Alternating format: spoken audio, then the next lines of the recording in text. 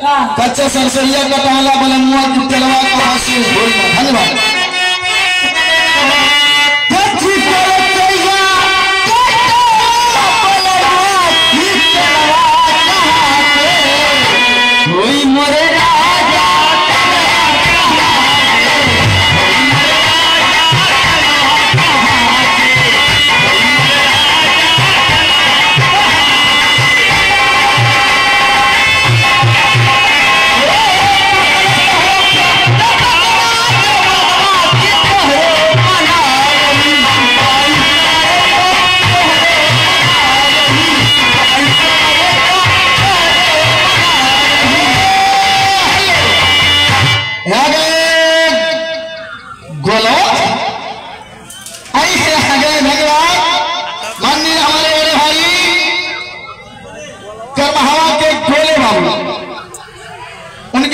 भाई आप नाराज नहीं, मेरे को नाम तो पता नहीं है, दूसरे का आप लोग नाम बोलवाएंगे। हाँ एक बार ध्यान देंगे। उनकी तरफ से दूसरे का पुरस्कार हम करते हैं। नमस्कार शुक्रिया नमस्ते। विशेष फरमाइश सुबला भैलवा तलवार आजाद सजना धन्यवाद शुक्रिया नमस्ते।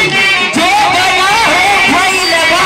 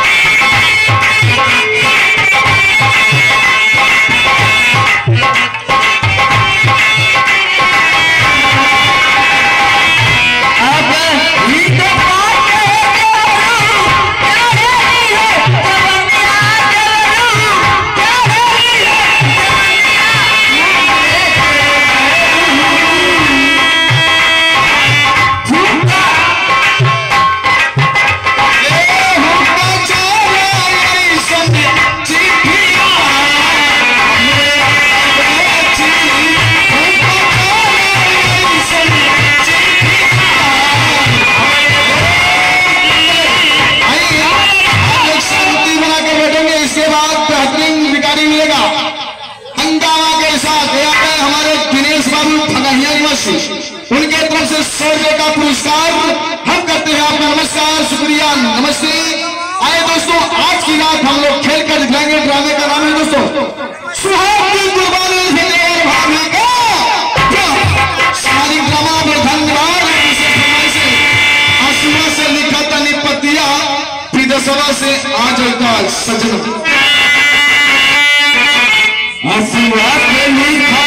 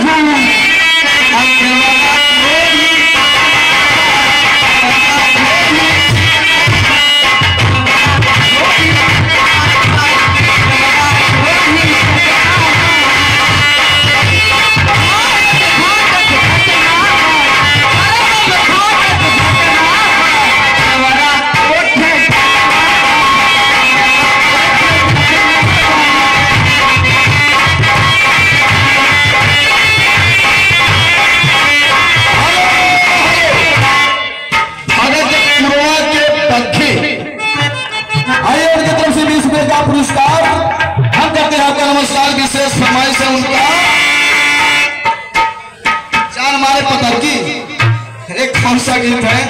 जान हमारे पदर की पीछे में से बताइए नहीं शुरू से पूछा, शुरू से।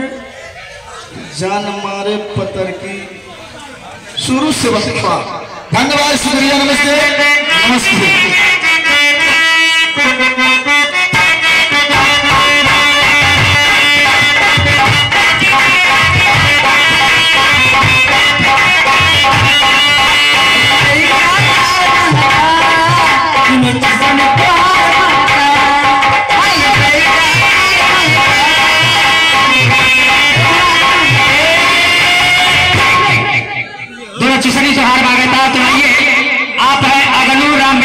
अच्छा, 50 रुपए का पुरस्कार। और सुनना चाहते हैं कि प्यारा सा गजल तो हमारी भारत लेडी सुनाएंगी, उससे पहले आप सुना दीजिए चल झमाड़वा की तरह। अरे भैया बहादुर यादव जी का कितना टाइम हो गया। यह गाना फिर आज चल झमाड़वा के तरह 20 रुपए का पुरस्कार। और आगे गाना बोला हो राम कुमार यादव, ग्राम सभा भाई सहिया नवासा 20 रुपए का पुरस्कार हम करते हैं। नमस्कार, जल्दी करिए आप लोग, जल्दी करिए।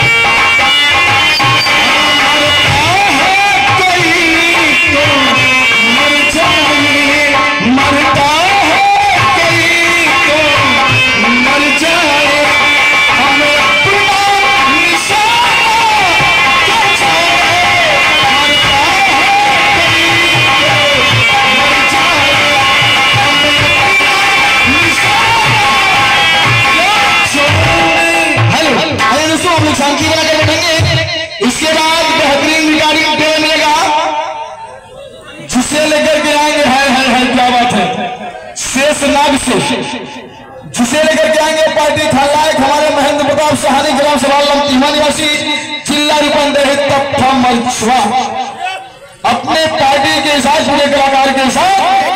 आइए दोस्तों, तब तक के लिए प्रस्तुत करवाते हैं जिसे लेकर के आ रहे हैं एक रिकॉर्ड मुस्कान जी।